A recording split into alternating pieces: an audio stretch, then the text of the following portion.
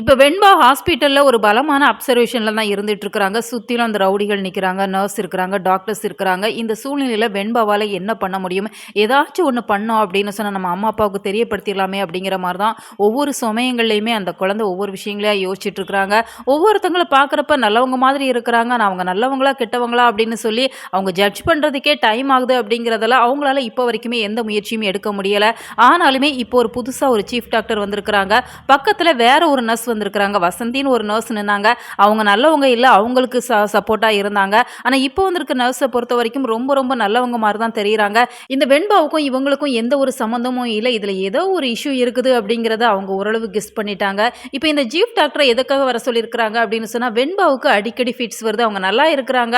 சரி டிஸ்சார்ஜ் பண்ணிடலாம் அப்படின்னு சொல்லி பண்ற நேரத்துல திரும்பவும் அவங்களுக்கு ஃபிட்ஸ் வருது அப்படிங்கிறதால இப்போ சென்னையில இருந்து ஒரு சீஃப் டாக்டர வர வச்சிருக்கிறாங்க. அவங்களுமே வெண்பாவ வந்து செக் பண்ணி பார்க்குறாங்க. இன்னும் 5 நாளைக்கு நிச்சயமா வெண்பா அப்சர்வேஷன்ல இருந்தே ஆகணும். அவங்க என்னென்ன ஃபுட் சாப்பிடணும், எப்படி சாப்பிடணும், என்னென்ன மெடிசின்ஸ் குடுக்கணும் அப்படிங்கிற மாரி அவங்க அத பத்தி பேசிட்டு இருக்கிறாங்க. அதனால வெண்பாவ பேசாம சென்னை ஹாஸ்பிட்டலுக்கு அழைச்சிட்டு வந்துருங்க. அங்க தான் நெறைய ஃபெசிலிட்டீஸ் இருக்குது அப்படிங்கிற மாரி சொல்றாங்க. அவங்களுக்கு அதுல உடன்பாடு இல்ல அப்படிங்கிறதால நாங்க இங்க இருந்தே அவங்கள நல்லா பார்த்துக்கிறோம். நீங்க எப்படி எப்படி மெடிசின்ஸ் குடுக்கணும், எப்படி கவனிச்சுக்கணும் அப்படிங்கிற மாரி நீங்க எங்களுக்கு சொன்னா மட்டும் போதும் அப்படிங்கிற மாரி சொல்லிர்றாங்க. அந்த டாக்டருமே அதுக்கடுத்து ரொம்பவே ஒண்ணும் ஃபோர்ஸ் பண்ணல. ஏன்னா அவங்க சொல்றத சொல்லிட்டாங்க அப்படிங்கிற மாரி அவங்க கிளம்பிர்றாங்க. இதையெல்லாம் நம்ம வெண்பா ரொம்பவே மைன்யூட்டா பார்த்துட்டே இருக்கிறாங்க. அப்ப இந்த டாக்டர் ரொம்ப ரொம்ப நல்லவரா இருக்கிறாரு.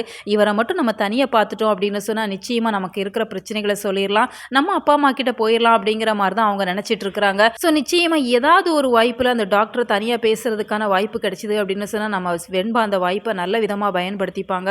அவங்க கிட்ட எல்லா விஷயத்தையும் எடுத்து சொல்றப்ப விஜய், மல்லி 2 பேருக்குமே அவங்க இன்ஃபார்ம் பண்ணுவாங்க. கூடிய சீக்கிரம் 3 பேரும் இணையறதற்கு நெறைய வாய்ப்பு இருக்கு.